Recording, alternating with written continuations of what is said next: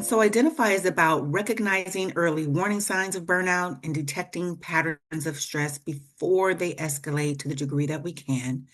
And rather than asking, what is wrong with me? This module invites curiosity. What might this signal be telling me? Naming it shifts the energy, the meaning, and connection. And someone once told me that you can't tame what you don't name. And so we want to do this by honoring our current reality, again, with compassion and care. And we want to distinguish between what's my personal fatigue and what is systemic strain. Identify is not about diagnosing yourself, it's about locating yourself. It asks what's happening in me, what's happening around me, what patterns are emerging, what signals have I normalized. Identify is the interruption of autopilot. In our clinical practice, we are trained to assess others, monitor risk in clients, and track patterns in their behavior. Identify turns that skill inward.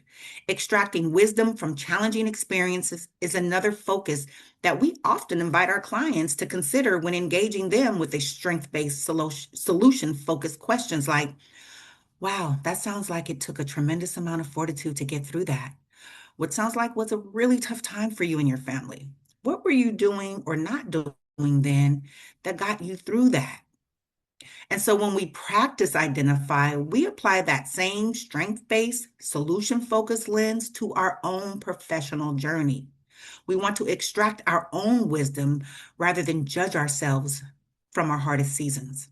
And this is aligned closely with authentic presence.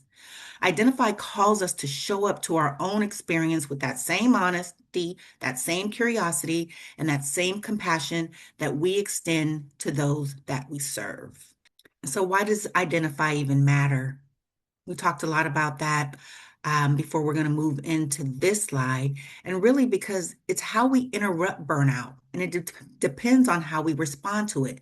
So, if we can't interrupt it, we're not going to be able to respond to it.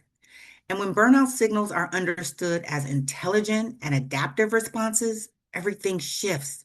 Burnout is not a character flaw, it's not incompetence, it's not a lack of resilience. It's our nervous system responding to sustained strain. It's our value signaling misalignment.